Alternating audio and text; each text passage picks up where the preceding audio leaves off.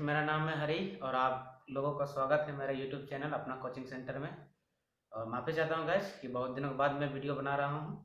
कारण यह रही थी कि मेरा कुछ दिनों से हेल्थ ख़राब चल रहा था, जिसकी वजह से मेरा ठीक होने में इतना टाइम लग गया। और उम्मीद करता हूँ कि आप लोग समझेंगे मेरे प्रॉब्लम को। आज मैं आप लोग को फिर से वीडियो को स्टार्ट कर रहा हूँ और चलिए क्लास फिर से स्टार्ट करते हैं।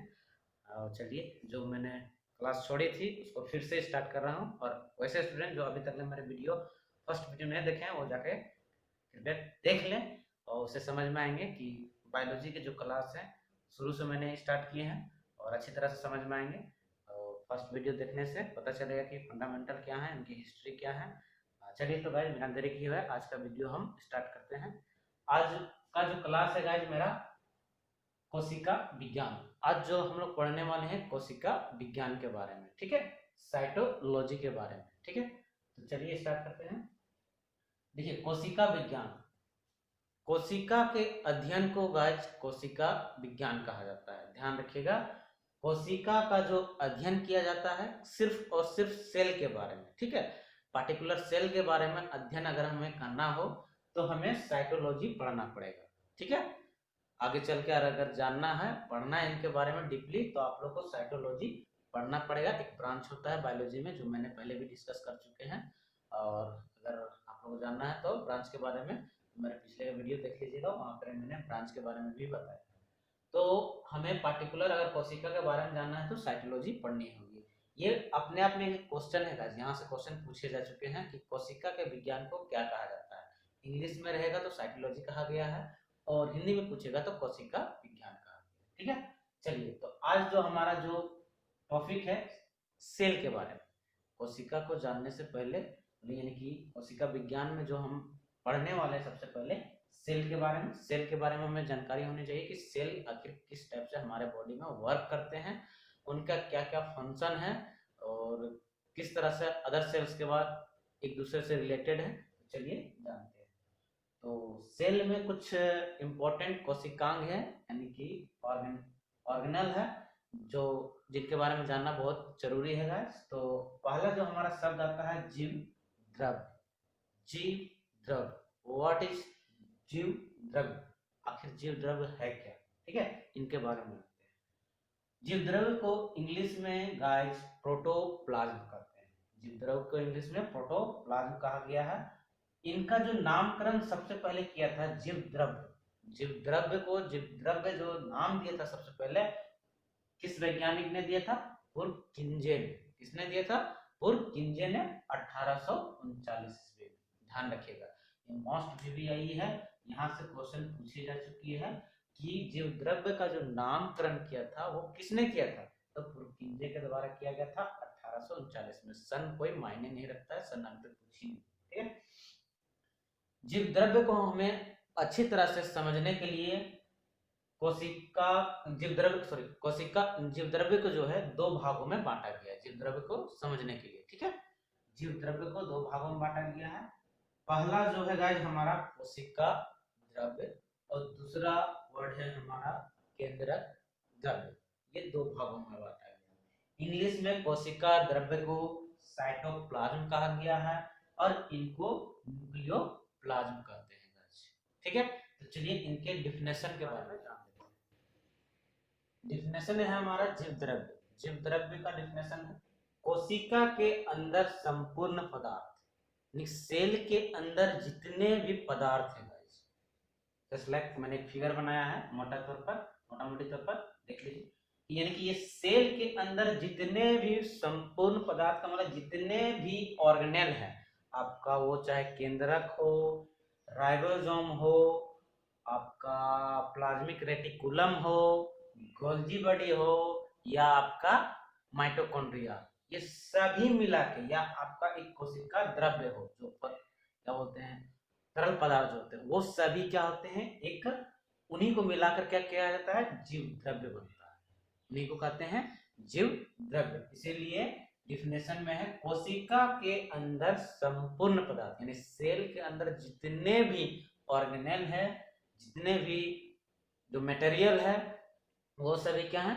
जीव द्रव्य का ही पार्ट है, जीव द्रव्य कहलाते हैं, ठीक है। तो कोशिका के अंदर संपूर्ण पदार्थों को क्या कहा गया है? जीव द्रव्य कहा गया है। नोट में मैंने एक लिखा है गाइस, यह सभी कोशिकाओं में पाया जाता है। ये जो होता है गाइस जीव द्रव्य सभी कोशिकाओं का मतलब है या जंतु कोशिका हो या पादप कोशिका हो, दोनों कोशिकाओं में पाया जाता है। ठीक है, ये सभी कोशिकाओं में पाया जाता है। नेक्स्ट हमारा है गाइस, कोशिका में केंद्रक एवं कोशिका झिल्ली के बीच, समझिएगा, कोशिका में केंद्रक एवं कोशिका झिल्ली के बीच कोशिका द्रव्य पाया जाता है।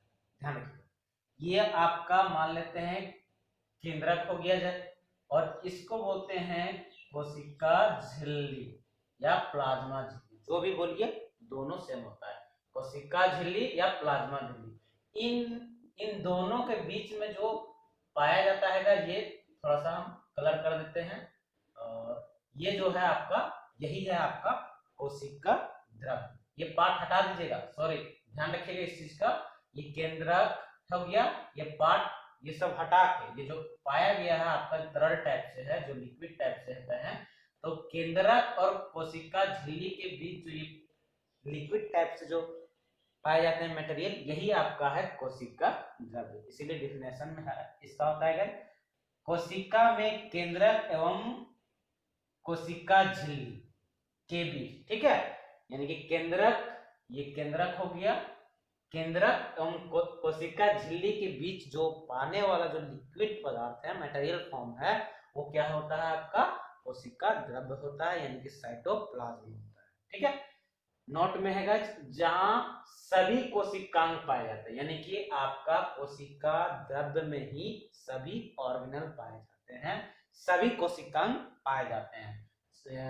आपका जैसे कि केंद्रक हो गया, माइटोकॉन्ड्रिया हो गया, प्लाज्मिक रेटिकुलम हो गया, राइबोसोम हो गए, ये सभी जो है कोशिका द्रव्य में ही पाए जाते हैं, साइटोप्लाज्म में भी ही पाए जाते हैं। ठीक है, इसलिए मैंने नोट में लिख दिया जहां सभी कोशिकांग पाए जाते हैं, जैसे कि mitochondria, Golgi body, ribosome etc., जो भी है।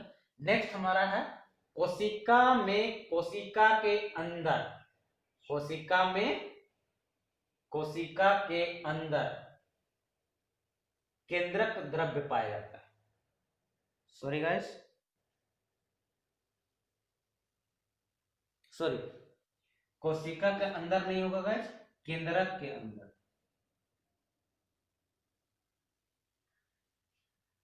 केंद्रक के अंदर। कोशिका में जो केंद्रक होता है हमारा, एक न्यूक्लियस जो होता है, न्यूक्लियस जो है केंद्रक, उनके अंदर में क्या पाया जाता है गाइस? केंद्रक के अंदर केंद्रक द्रव्य पाया जाता है, जिसको न्यूक्लियोप्लाज्म कहते हैं। ठीक है, तो ये हमारा डिफिनेशन हुआ। अब थोड़ा इंपॉर्टेंट पॉइंट्स के बारे में जान लेते हैं। ठीक है, हम डिस्कशन करते हैं कुछ इंपॉर्टेंट पॉइंट्स के बारे में जो अक्सर एग्जाम में पूछे जाते हैं। पहला हमारा पॉइंट है, जीव द्रव्य को जीवन का भौतिक आधार कहा गया है। ध्यान रखिएगा गाइस, ये मोस्ट वीवीआई क्वेश्चन बनता है कि जीवन का भौतिक आधार किसे कहा गया है। ठीक है, तो जीवन का भौतिक आधार जो कहा गया है गाइस, जीव द्रव्य को ही कहा गया है। ध्यान रखिएगा, मोस्ट वीवीआई है, क्वेश्चन में यानी एग्जाम में पूछ चुके हैं और पूछे जा चुके हैं, इसीलिए इसकी संभावना 100% है कि पूछी जाएगी। जीव द्रव्य को जीवन का भौतिक आधार कहा गया, बस इतना याद रखिए, जीवन का भौतिक आधार जो कहा गया है वो है हमारा जीव द्रव्य। जीव द्रव्य के डेफिनेशन मैंने अभी थोड़ी देर पहले समझाई है। क्योंकि कारण आखिर क्या है, जीव द्रव्य को भौतिक आधार क्यों क्या है? क्योंकि जीवन की जितने भी एक्टिविटीज हैं, जितनी भी क्रियाएं हैं, वो जीव द्रव्य पर ही निर्भर है। ठीक है, अगर जीव द्रव्य नहीं होगी तो हमें फिजिकल एक्टिविटी करने में परेशानी होगी। ठीक है, ध्यान रखिएगा, इसलिए हमें क्या क्या बोलता है कि जीव द्रव्य को जो है जीवन का भौतिक आधार कहा गया है। और इसका जो कहने वाले व्यक्ति जो थे, जीव द्रव्य को जो भौतिक आधार कहा है, जीवन का भौतिक आधार जो कहा है, उस वैज्ञानिक का नाम है गाइस हक्सले। ध्यान रखिएगा, उस वैज्ञानिक का जो नाम था जिसने सबसे पहले जो कहा कि जीव द्रव्य जो है जीवन का भौतिक आधार है, भौतिक आधार का ये पार्ट है। ठीक है, ये हक्सले के द्वारा कहा गया। ठीक है, नेक्स्ट है गाइस, जीव द्रव्य का 99% भाग, ये आपका जो नीचे दर्शाए गए हैं ये चार जो है ये चारों से मिलकर बना होता है। जीव द्रव्य का जो 99% जो भाग होता है उसमें ऑक्सीजन, कार्बन, हाइड्रोजन और नाइट्रोजन, ये चार का महत्वपूर्ण योगदान है। ठीक है, जीव द्रव्य को बनने में। ठीक है, इसमें ऑक्सीजन का जो पार्ट है गाइस ये 76% है, यानी कि ऑक्सीजन का जो इसमें भागीदारी है 76% ऑक्सीजन होता है। कार्बन 10.5% होता है, हाइड्रोजन 10% होता है और नाइट्रोजन 2.5% होता है, यानी कि 2.5% होता है। यानी कि जीव द्रव्य को जो बनने में जो मेन रोल निभाते हैं ये आपका ऑक्सीजन, कार्बन, हाइड्रोजन और नाइट्रोजन, ये मिला के हमारा 99% हो जाता है। यानी कि 99% जो है जीव द्रव्य जो बना हुआ है ये चार तत्वों से मिलकर बना है। ठीक है, जीव द्रव्य का लगभग 80% भाग जल होता है। जीव द्रव्य मान लेते हैं कि ये जीव द्रव्य है, ये कोशिका है, ये केंद्रक हो गया, ये आपका राइबोसोम हो गया, लाइसोसोम हो गया, ये प्लाज्मिक रेटिकुलम हो गया, ये माइटोकॉन्ड्रिया हो गया, ये सभी ये आपका कोशिका द्रव्य है, साइटोप्लाज्म। जीव द्रव्य में जितना भी ऑर्गेनेल है उनमें से जो जीव द्रव्य का जो भाग होता है, जीव द्रव्य का लगभग जो 80% भाग जो होता है वो जल का होता है। उसमें 80% जो मेन रोल निभाता है जीव द्रव्य में वो क्या आता है, जल का होता है, ध्यान रखिएगा।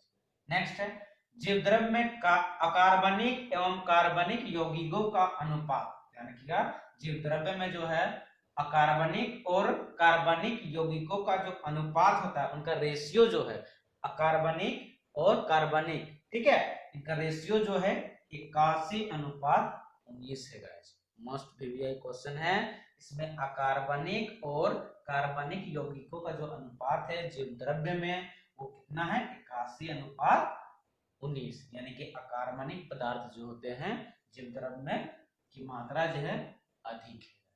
तो ये थे हमारे आज साइटोलॉजी के अंतर्गत कोशिका में जो टर्म यूज किए जाते हैं, वर्ड का जो टर्म यूज किया जाता है, जैसे कि जीव द्रव्य, कोशिका द्रव्य, उनके बारे में आज डिस्कशन किया। नॉट सेल के बारे में, हम पार्टिकुलर सेल के बारे में अभी डिस्कशन नहीं कर रहे हैं, हम सिर्फ और सिर्फ उनके वर्ड जो टर्म यूज होने वाले हैं उसके बारे में डिस्कस कर रहे हैं। जैसे जीव द्रव्य हो गया, कोशिका द्रव्य हो गया और केंद्रक द्रव्य हो गया, ये है क्या, उनके बारे में डिस्कस करेंगे। नेक्स्ट जो हम वीडियो अपलोड करेंगे आप लोग को, उसमें हम पार्टिकुलर सेल के बारे में बताएंगे कि सेल आखिर किस तरह से कार्य करती है, उसकी एक्टिविटी क्या है और उसका फंक्शन क्या है, उनके बारे में डिस्कशन किया। अभी और सिर्फ सेल के सिर्फ जो टर्म यूज हो रहे हैं, जो वर्ड जो यूज होने वाले हैं उनके बारे में डिस्कशन किया कि ये सेल में ये सब वर्ड यूज होते हैं और सेल में ये सब पार्ट पाए जाते हैं। ठीक है,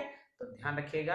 अगली वीडियो जो हमारे आने वाली है वो पार्टिकुलर सेल के बारे में मैं डिस्कशन करूंगा। ठीक है, तो आज तक मैं यही छोड़ता हूँ आज का वीडियो, और आपको अच्छा लगे तो गाइस सब्सक्राइब और लाइक जरूर कीजिएगा। अगर कोई भी डाउट हो तो कमेंट सेक्शन में जरूर कमेंट कीजिएगा, मैं जरूर उनका जवाब दूंगा। कोई भी डाउट हो तो जरूर कमेंट कीजिएगा। चलिए, उम्मीद करता हूँ कि आप लोग को पसंद आएगा वीडियो। फिर मिलते हैं नेक्स्ट वीडियो में, तब तक के लिए सी यू गाइस।